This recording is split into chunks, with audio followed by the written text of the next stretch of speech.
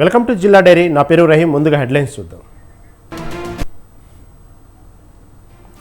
వేములవాడను సుందరంగా తీర్చిదిద్దుతామన్న శ్రీనివాస్. మున్సిపల్ సమావేశంలో ముఖ్య అతిథిగా పాల్గొన్న ఎమ్మెల్యే.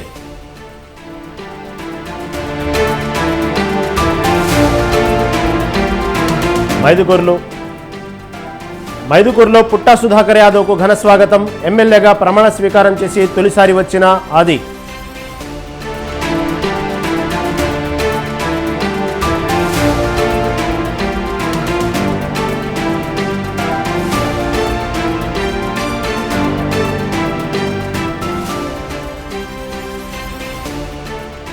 తాలిపేరు ప్రాజెక్టుకు భారీగా చేరుతున్న వరద నీరు. రుతుపవనాలతో ఎగువన విస్తారంగా వర్షాలు.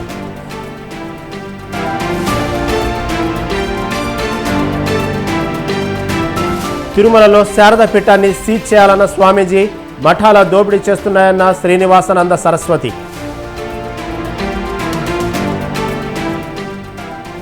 భైంసాలో ఆసుపత్రి వద్ద బాలిక కుటుంబం ఆందోళన. డాక్టర్ నిర్లక్ష్యం వల్లే పల్లవి మరణించిందని ఆగ్రహం.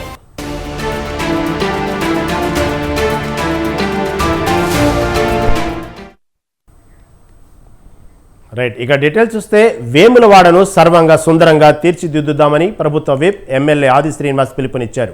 మున్సిపల్ చైర్పర్సన్ రామతీర్థపు మాధవి అధ్యక్షతన జరిగిన సర్వసభ సమావేశంలో ఆది ముఖ్య అతిథిగా మాట్లాడారు.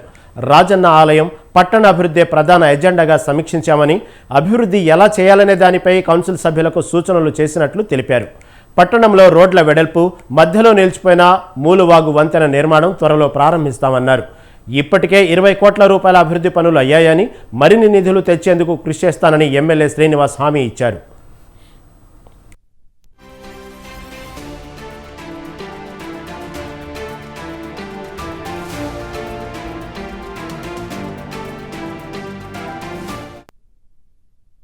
మున్సిపల్ కౌన్సిల్లో గౌరవ చైర్మన్, వైస్ చైర్మన్, కౌన్సిల్ అందరూ కూడా అనేక సూచనలు, సలహాలు, అభివృద్ధికి సంబంధించినటువంటి అంశంలో అనేక అంశాలు చర్చకు రావడం జరిగింది. ప్రధానంగా వేములవాడ పట్టణ అభివృద్ధి, వేములవాడలో రాజన్న దేవాలయ అభివృద్ధి సమాంతరంగా ముందుకు తీసుకుని పోవడం కోసం ఈ సమావేశంలో సమీక్ష జరపడం, గౌరవ సభ్యులకు సూచనలు, సలహాలు తీసుకోవడం జరిగింది. ఇంతకు మునుపు జరిగినటువంటి కౌన్సిల్లో కూడా ఇచ్చినటువంటి సలహాలు, సూచనలు తీసుకొని ముందుకు పోతున్న అంశంపైన కూడా చర్చ జరిగింది. ప్రధానంగా మూలవాగులోకి మురుగునీరు చేరకుండా, గుడి చెరువులోకి మురుగునీరు చేరకుండా ఏవైతే చర్యలు తీసుకున్నామో వాటికి సంబంధించినటువంటి ప్రగతి అంశాలు కూడా చర్చ జరిగింది. అదేవిధంగా వేలాడ దేవాలయానికి సంబంధించినటువంటి అభివృద్ధితో పాటు రోడ్డు వెడల్పుకు సంబంధించి అర్ధాంతరంగా ఆగిపోయినటువంటి బ్రిడ్జి నిర్మాణానికి సంబంధించినటువంటి అంశాలు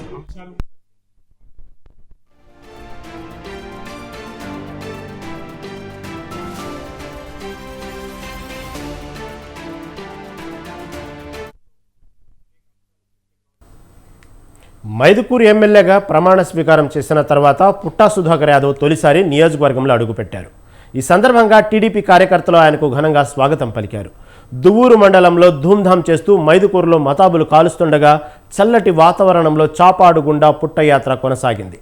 మైదుకూరు ముద్దుబిడ్డ పుట్టా సుధాకర్ అన్న అంటూ తెలుగు తమ్ముళ్లు చిందులు వేశారు. మైదుకూరు నడిబొడ్డున శ్రీకృష్ణదేవరాయలకు గజమాల వేసిన సుధాకర్ యాదవ్ స్థానిక ప్రజలకు కృతజ్ఞతలు తెలిపారు.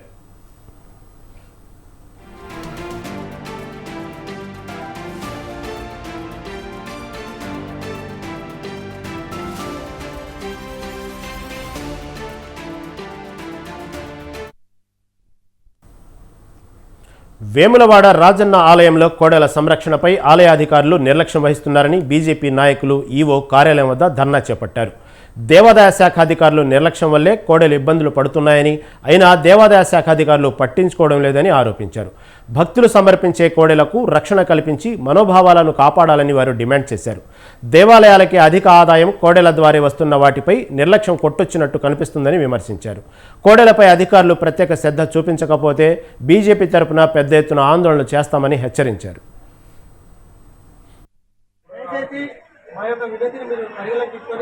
మీరు ఇచ్చినటువంటి పేపర్ ఏదైతే ఉందో 1.11 లక్షల రూపాయల పేపర్కి దీన్ని ఎటువంటి సంతకాలు లేకుండా కూడా పూర్తిగా మిమ్మల్ని నమ్మి మీకు మా విన్నపం చేస్తున్నాం సార్. అతిపెద్ద పుణ్యక్షేత్రం శ్రీ రాజరాజేశ్వర స్వామి దేవాలయం వేములవాడ. మరి ఇప్పటి వరకు వేములవాడ దేవాలయానికి పూర్తి స్థాయి ఈవో నిర్వహించకుండా మరి ఇక్కడ జరుగుతున్నటువంటి అనేక రకమైన సంఘటనలకు దారితీస్తూ ఉంది. మరి తెలంగాణ ప్రభుత్వం మరి రాష్ట్ర దేవాదాయ శాఖ మరి ఈ దేవాలయాన్ని తక్కువ చేసి చూపించే విధంగా చేస్తున్నట్టు మరి మాకు అనిపిస్తూ ఉంది. మరి గత కొంతకాలంగా మరి ఇక్కడ భక్తులు సమర్పించినట్టు కోడెలు మృత్యువాత పడడం చాలా బాధాకరం. దీని నిర్వహణ లోపము మరి కొట్టొచ్చినట్టు కనబడతా ఉంది. మరి నిన్నటి రోజున భారతీయ జనతా పార్టీ ఈ రోజు నిరసన కార్యక్రమం అని చెప్పి తెలియజేయగానే మరి ఉన్నట్టుండి రాష్ట్ర దేవాదాయ శాఖ నుండి 1,11,00,000 రూపాయల ప్రొసీడింగ్ ఇవ్వడం జరిగింది. మరి ఆ ప్రొసీడింగ్ పేపర్ చూసుకున్నట్టయితే మరి ప్రెస్ నోట్ కూడా ఇవ్వడం జరిగింది. దానిలో కేవలం 1,11,00,000 రూపాయల అంకె వేసిందే తప్ప కానీ మరి అక్కడ ఎవరి డిసిగ్నేషన్ గానీ మరి హోదా గానీ మరి బాధ్యత ఉన్న వ్యక్తుల సంతకాలు లేకపోవడం మరి చాలా బాధాకరం. తెలంగాణలోనే భద్రాద్రి కొత్తగూడెం జిల్లా చర్ల మండలంలోని తాలిపేరు ప్రాజెక్టుకు వరద నీరు వచ్చి చేరుతోంది. ప్రాజెక్టులోని 24 గేట్ల ద్వారా 1,128 క్యూసెక్ల నీటిని అధికారులు దిగువకు విడుదల చేస్తున్నారు. రుతుపవనాల ప్రభావంతో ప్రాజెక్టు ఎగువన ఛత్తీస్గఢ్ అడవులలో విస్తారంగా వర్షాలు కురుస్తుండటంతో తాలిపేరు ప్రాజెక్టుకు భారీగా వరద నీరు వచ్చి చేరుతుంది. ప్రాజెక్టు పూర్తిస్థాయి నీటి మట్టం 74 మీటర్లు కాగా ప్రస్తుతం 69.15 మీటర్లు ఉందని అధికారులు తెలిపారు. ప్రాజెక్టుకు మరమ్మతుల నేపథ్యంలో 25 గేట్లను ఎత్తి ఉంచారు. ప్రాజెక్టు ఇన్ఫ్లో అవుట్ఫ్లో 1,128 క్యూసెక్లు ఉంది. ప్రాజెక్టు వద్ద 25 మిల్లీమీటర్ల వర్షపాతం నమోదైంది.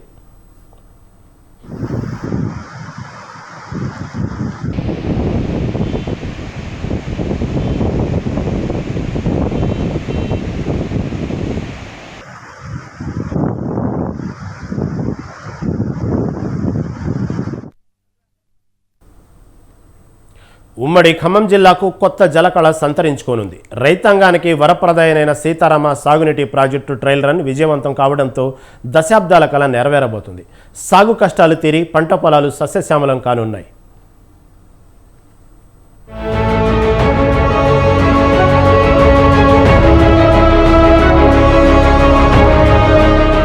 గోదావరి జలాలతో ఉమ్మడి ఖమ్మం జిల్లా పచ్చని పంటలతో సస్యశ్యామలం కానుంది. ఎన్నో ఏళ్లుగా ఎదురు చూస్తున్న సీతారామ సాగునీటి ఎత్తిపోతల ప్రాజెక్టు పనులు వడివడిగా సాగుతున్నాయి. అశ్వాపురం మండలం బీజీ కొత్తూరు పంప్ హౌస్ వద్ద నిర్వహించిన ట్రయల్ రన్ విజయవంతమైంది. దీంతో ఎగిసిపడ్డ గంగమ్మ జల సబ్బుడులతో ఉమ్మడి ఖమ్మం నేల తడిసి ముద్దైంది. ఉమ్మడి జిల్లాతో పాటు మహబూబాబాద్ జిల్లాలోని మొత్తం 10 లక్షల ఎకరాలకు సాగునీటిని అందించే ఈ ప్రాజెక్టు త్వరలో పూర్తి కావస్తుంది. మంత్రి తుమ్మల నాగేశ్వరరావు సమక్షంలో నీటిపారుదల శాఖ అధికారులు ఈ ట్రయల్ రన్ నిర్వహించారు. సీతారామ మొదటి లిఫ్ట్ పంప్ హౌస్ నుంచి 6 మోటార్లలో ఒక మోటార్ను స్విచ్ ఆన్ చేయడంతో గ్రావిటీ కాలువ ద్వారా వచ్చిన జలాలు పంప్ హౌస్ నుంచి ప్రధాన కాలువలోకి పరవళ్లు తొక్కాయి. దీంతో మంత్రి తుమ్మల అధికారులను అభినందించారు. పొడమి తల్లికి దండం పెట్టి గోదావరి జలాలు నెత్తిన చల్లుకుని సీతారామచంద్రస్వామికి నమస్కరించారు. ఉమ్మడి ఖమ్మం జిల్లాను గోదావరి జలాలతో సస్యశ్యామలం చేయడమే తన ధ్యేయమన్నారు. అనేక సంవత్సరాలుగా గోదావరి జలాలు ఖమ్మం జిల్లా బీడు భూములకు తరలాలని ఎంతో మంది కృషి ఫలితంగా ఊహించినటువంటి అన్నదాతలు ఈ ప్రాజెక్టులో కష్టపడ్డటువంటి భూములు ఇచ్చినటువంటి అందరికీ కూడా నేను అందరికీ పాదాభివందనం చేస్తున్నా. రేవంత్ రెడ్డి గారి ప్రభుత్వంలో మొట్టమొదటిసారిగా సుమారు ఈ పంట కాలంలోనే 1,500,000 ఎకరాలకు నీళ్ళు ఇవ్వాలనేది అధికారుల యొక్క పట్టుదల. ఇరిగేషన్ శాఖ మంత్రులు ఈ జిల్లా మంత్రులందరం కలిసి వచ్చి ఈ ప్రాజెక్టు పరిశీలించిన తర్వాత కాబట్టి ఎట్టి పరిస్థితుల్లో ఈ సంవత్సరమే గోదావరి నీళ్లు ఖమ్మం భూభాగాన్ని తాకాలని, ఆ పుడిమ తల్లి పులకరించాలని, నా జీవిత కోరిక తీరాలని చెప్పి మొత్తం ఆయకట్టుకి నీళ్ళు ఇచ్చేటటువంటి ఆ యొక్క శక్తిని సామర్థ్యాన్ని మాకు కలిగించాలని చెప్పి ఆ భగవంతుడు ప్రార్థిస్తూ మీ అందరికీ హృదయపూర్వక నమస్కారం. ఉమ్మడి రాష్ట్రంలో భారీ నీటిపారుదల శాఖ మంత్రిగా ఉన్నప్పుడు తుమ్మల నాగేశ్వరరావు దుమ్ముగూడెం నుంచి గోదావరి జలాలను ఉమ్మడి ఖమ్మం జిల్లాకు తరలించేందుకు ప్రణాళిక రూపొందించారు. ఈ క్రమంలో నీటిపారుదల శాఖ నిపుణుల బృందం ఈ ప్రాంతాన్ని సందర్శించి సర్వే చేసి దుమ్ముగూడెం ప్రాజెక్టుకు రూపకల్పన చేశారు. ఆ తర్వాత వైఎస్ రాజశేఖర రెడ్డి ప్రభుత్వంలో దుమ్ముగూడెం, రుద్రంకోట పేరుతో 2 చోట్ల ఎత్తిపోతల పథకాలకు రూపకల్పన చేశారు. అయితే పోలవరం బ్యాక్ వాటర్ ను రుద్రంకోట ఎత్తిపోతల ద్వారా అశ్వరావుపేట, సత్తుపల్లి, పశ్చిమ గోదావరి జిల్లాలోని చింతలపూడి ప్రాంతానికి అందేలా రూపకల్పన చేశారు. కానీ రాష్ట్ర విభజన తర్వాత రుద్రంకోట ప్రాంతం పోలవరం ముంపు ప్రాంతాల్లో ఆంధ్రాలో విలీనం కావడంతో సాంకేతిక సమస్యలు, విభజన సమస్యలు ఎదురయ్యాయి. దీంతో రాష్ట్ర ఆవిర్భావం తర్వాత రోడ్లు, భవనాల శాఖ మంత్రిగా తుమ్మల నాగేశ్వరరావు దుమ్ముగూడెం ప్రాజెక్టుపై మళ్లీ కసరత్తు చేశారు. కేసీఆర్ ప్రభుత్వంలో దుమ్ముగూడెం ప్రాజెక్టు ఆవశ్యకతను, ఖమ్మం జిల్లాలో సాగునీటి సమస్యను వివరించారు. గోదావరి జలాలతో ఉమ్మడి ఖమ్మం జిల్లాలో 7.88 లక్షల ఎకరాలకు సాగునీరు ఇవ్వొచ్చని సూచించడంతో సీతారామ ఎత్తిపోతల ప్రాజెక్టు పేరుతో 13,500 కోట్లతో ప్రాజెక్టు పనులు చేపట్టారు.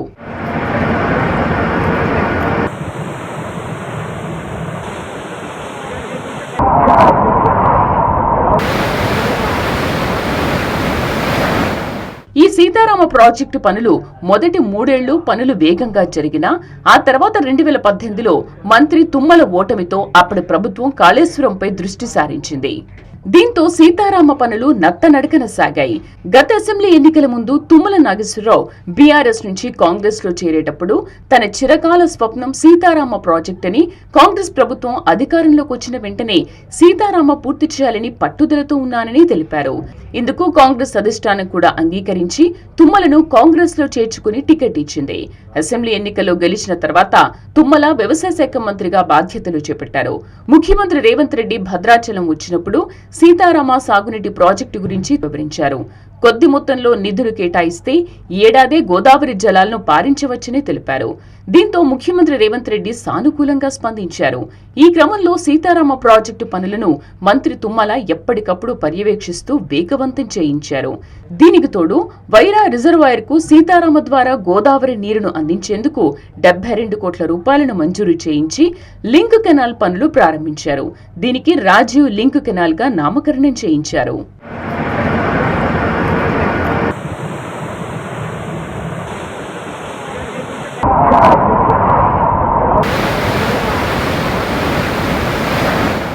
ఇటీవల ఉప ముఖ్యమంత్రి భట్టి విక్రమార్కతో పాటు నీటిపారుదల శాఖ మంత్రి ఉత్తమ్ కుమార్ రెడ్డి, మంత్రులు తుమ్మల, పొంగులేటి శ్రీనివాస్ రెడ్డి కలిసి పనులు పరిశీలించారు.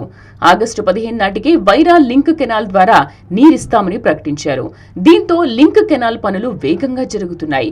కెనాల్ పూర్తయితే ఈ ఏడాది సీతారామ ఎత్తిపోతల నీరును వైరా రిజర్వాయర్ కు తరలించి అక్కడి నుంచి లంకాసాగర్, బేతుపల్లికి గోదావరి జలాలు చేర్చనున్నారు. తద్వారా వైరా, సత్తుపల్లి, మధిర నియోజకవర్గాల్లో సుమారు 1,50,000 ఎకరాలకు సాగునీరు అందనుంది. దీంతో సాగర్ ఆయకట్టు సస్యశ్యామలమవుతుంది.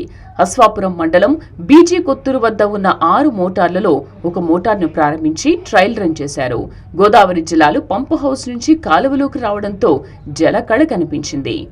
ములగలపల్లి మండలం పూనుగూడెం, కమలాపురం వద్ద ఉన్న 2 పంపు హౌస్లలో కూడా ట్రయల్ రన్ జరిపేందుకు ఇంజనీర్లను రప్పిస్తున్నారు. ఆగస్టు 15 లోపే ప్రాజెక్టును ప్రారంభించేలా ప్రయత్నాలు చేస్తున్నారు. దీంతో ఉమ్మడి ఖమ్మం జిల్లా జలకళ సంతరించుకుని సస్యశ్యామలం కానుంది. దశాబ్దాల రైతుల కళ నెరవేరనుంది.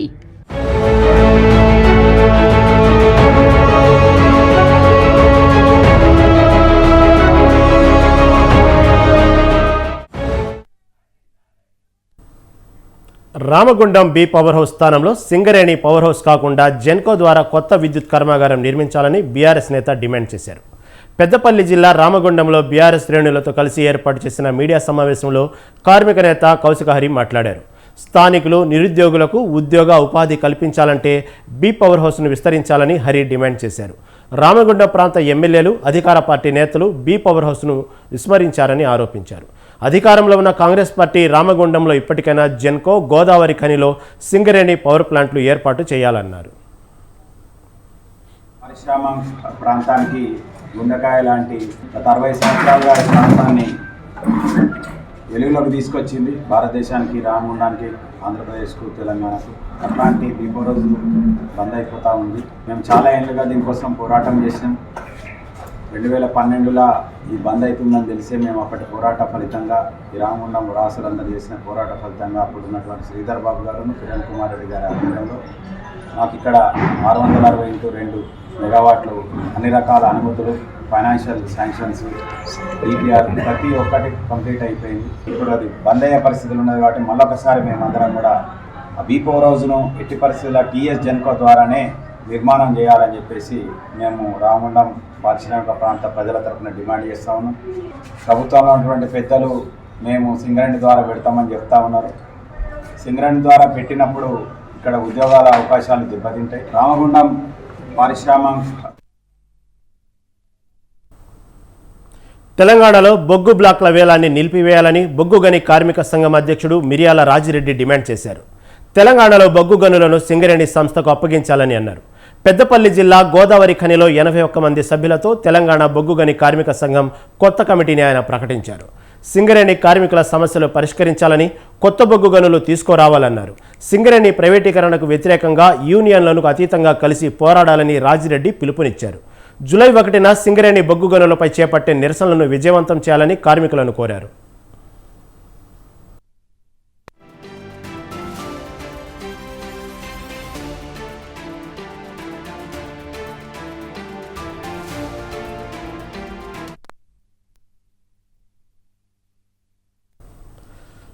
ఏబీవీపీ రాష్ట్ర శాఖ పిలుపు మేరకు మంచిర్యాలలో చలో డీఈఓ కార్యాలయం కార్యక్రమం నిర్వహించారు. ప్రభుత్వ స్కూళ్లలో మౌలిక వసతుల కల్పనలో రాష్ట్ర ప్రభుత్వం ఫెయిల్ అయిందని ఏబీవీపీ రాష్ట్ర కార్యవర్గ సభ్యులు ఈశ్వర్, దీపక్ కుమార్, అక్షిత అన్నారు. గత ప్రభుత్వాలలో ఉన్న సమస్యలే ఉన్నాయన్నారు. అనేక మంది పేద మధ్యతరగతి గ్రామీణ విద్యార్థులు ప్రభుత్వ స్కూళ్లలో ఉన్నారని అన్నారు. అయితే వాటిలో పరిస్థితుల వల్ల పిల్లలను ప్రైవేటు స్కూళ్లలో చదివించేందుకు తల్లిదండ్రులు మొగ్గు చూపుతున్నారని చెప్పారు. దీంతో ప్రైవేటు, కార్పొరేట్ స్కూల్ యాజమాన్యాలు అధిక ఫీజులు వసూలు చేస్తున్నాయని ఆందోళన వ్యక్తం చేశారు.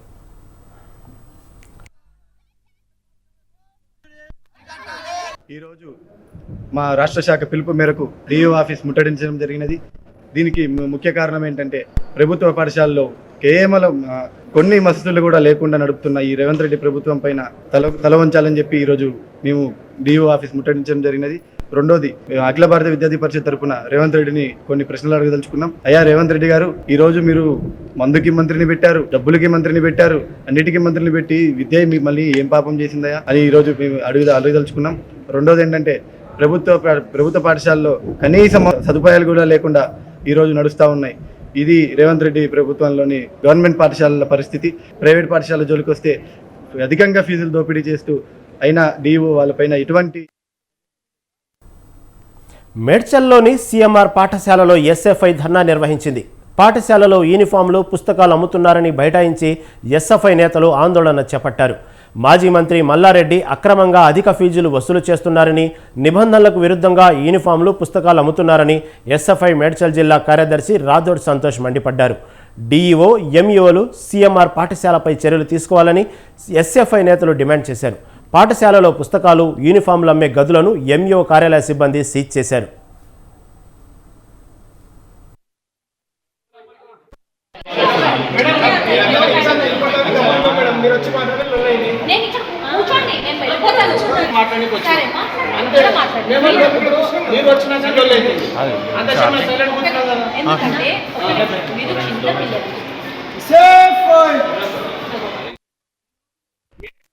సీఎంఆర్ పాఠశాలలో books and uniform MRP rate కన్నా అదనంగా అమ్ముతున్నారని చెప్పేసి మేము పట్టుకోవడం జరిగింది. ఈరోజు ఎంఆర్పీ రేట్ ప్రకారం ఎందుకు అమ్మట్లేదు అని చెప్పేసి, ఎంఆర్పీ ప్రకారం అమ్మట్లేదు కాబట్టి సీఎంఆర్ పాఠశాలపై చర్యలు తీసుకోవాలి. ఈ రోజు ఎంఆర్పీ ప్రకారం మేము అమ్మము, మీరు ఏం చేసుకుంటారో చేసుకోండి. ఎందుకంటే మా వెనుక ఉన్నది ఎవరంటే మల్లారెడ్డి, మాజీ మంత్రి, ఎమ్మెల్యే, ఇప్పుడున్న ప్రస్తుతం ఎమ్మెల్యే ఉన్నారు కాబట్టి మేము అధిక ఫీజులు వసూలు చేస్తాం. అదే విధంగా అధిక ఫీజులతో పాటుగా యూనిఫామ్, టై, బెల్ట్ ఎంఆర్పీ రేట్ ప్రకారం అసలే అమ్మం, దోపిడీకి పాల్పడతాం, మమ్మల్ని ఏం చేస్తారో చేసుకోండి అని చెప్పేసి సవాల్ విసురుతున్న సీఎంఆర్ పాఠశాల గుర్తింపు రద్దు చేయాలి. దాంతో పాటుగా సీఎంఆర్ పాఠశాలపై చర్యలు తీసుకోవాలి అని డిఓ గారికి కొడతా ఉన్నాం. డిఓ గారు ఇచ్చిన సర్క్యులర్ ఇప్పటి వరకు సీఎంఆర్ పాఠశాలకు అందలేదంటే విద్యాధికారులు సీఎంఆర్ కి లొంగారా? ఈ రోజు మేడ్చల్ మండలంలో బదిలీపై వెళ్తున్న స్కూల్ హెడ్ మాస్టర్ తెలుగు ఉపాధ్యాయుడికి ఆ పాఠశాల విద్యార్థులు వీడ్కోలు పలికేందుకు కంటతడి పెట్టుకుని భావోద్వేగానికి గురయ్యారు. సూర్యాపేట జిల్లా మేళ్ల చెరువు మండలం హేమల తండాలో ఈ సంఘటన చోటు చేసుకుంది. హేమల తండాలో స్కూలు ప్రధానోపాధ్యాయుడిగా పనిచేస్తున్న మస్తాన్, తెలుగు ఉపాధ్యాయుడు దస్తగిరి పాఠశాల నుంచి బదిలీపై వెళ్తుంటే విద్యార్థులు ఆవేదనకు గురయ్యారు.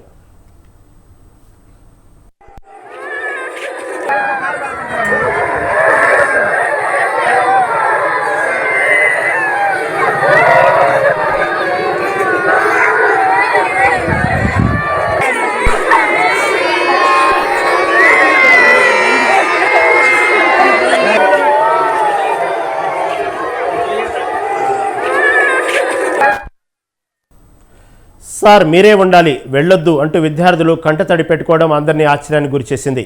సార్ మీరు ఉండాలంటూ విద్యార్థులు బతిమలాడడం అందరినీ అవాక్కయ్యేలా చేసింది. అంతలా విద్యార్థులు ఉపాధ్యాయుల మధ్య అనుబంధం పెనవేసుకుపోయినందుకు ఉదాహరణ ఈ సంఘటన.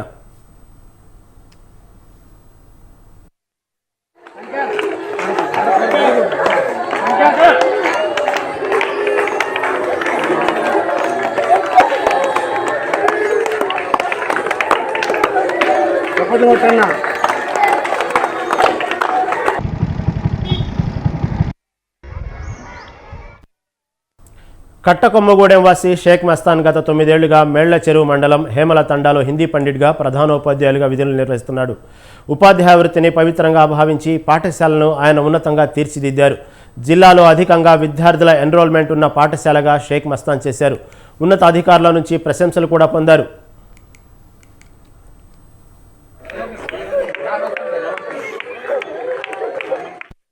మంది దాతల సాయంతో పాఠశాలలో కనీస సౌకర్యాలు కల్పించేందుకే షేక్ మస్తాన్ కృషి చేశారు. తరగతి గదుల్లో విద్యార్థులకు డెస్క్ బెంచీలు, ఫ్యాన్లు ఏర్పాటు చేయించారు. విద్యార్థులకు టై, బెల్టులు, షూస్ ఉచితంగా ఇప్పించారు. పాఠశాలలను అభివృద్ధి చేసి గ్రామస్తుల ఆదరాభిమానాలు పొందారు. గ్రామస్తుల సహకారంతో ప్రతి ఏటా పాఠశాల వార్షికోత్సవాన్ని ఎంతో అట్టహాసంగా నిర్వహించారు. భావి భారత పౌరులుగా విద్యార్థులను తీర్చిదిద్దడంలో షేక్ మస్తాన్ విశేష కృషి చేశారు. సోషల్ అసిస్టెంట్గా ప్రమోషన్ పొంది తొగ్గరాయిలో జెడ్పీ హై స్కూల్కు వెళ్తున్నారు.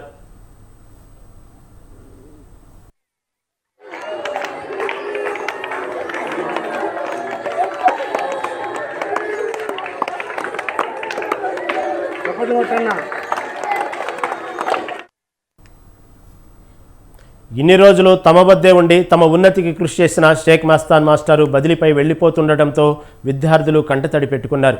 సార్ ఇక్కడే ఉండండి అంటూ విద్యార్థులు కంటతడి పెట్టుకుంటున్న వీడియో సోషల్ మీడియాలో వైరల్ అవుతుంది.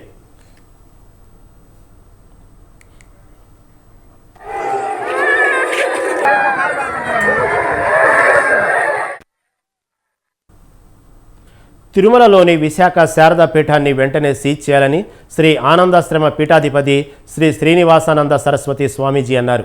శారదా పీఠం టీటీడీ రూల్స్ను ఉల్లంఘించిందన్నారు. శ్రీవారి ఆలయానికి మించి ఎక్కువ ఎత్తులో కట్టడాలు చేపట్టారని అన్నారు. శారదా పీఠం భవనానికి వెనుక వాగును కబ్జా చేసి అక్రమ నిర్మాణం చేపట్టారని సరస్వతి స్వామీజీ ధ్వజమెత్తారు. తిరుమలలో 80% మఠాలు ముఠాలుగా ఏర్పడి దోపిడీ చేస్తున్నాయని ఆరోపించారు. అప్పటి టీటీడీ ఈవో ధర్మారెడ్డి స్పందించలేదని విమర్శించారు. దళారీలపై చర్యలు తీసుకోకపోతే దీక్షలకు వెనుకాడమని శ్రీనివాసానంద సరస్వతి స్వామీజీ హెచ్చరించారు.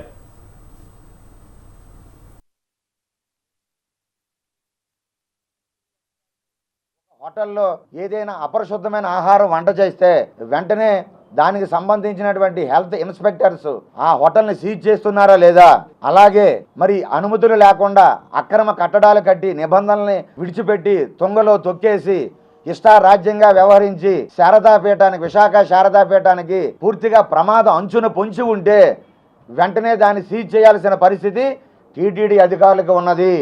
మేము తప్పనిసరిగా ఆంధ్రప్రదేశ్ సాధు పరిషత్ తరపున వెంకటేశ్వర స్వామి సేవకులుగా కాబట్టి కళ్ళు తెరవండి టీటీడీ అధికారులు. ఎప్పటికైనా మించిపోయింది లేదు. రానున్నది వర్షాకాలం.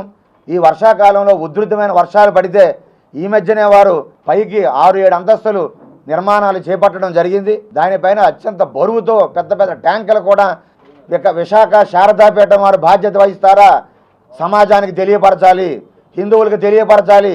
ఎవరిది ఇవి ఇప్పటివరకు నా జిల్లా డైరీ అప్డేట్స్. కీప్ వాచింగ్ స్వతంత్ర టీవీ.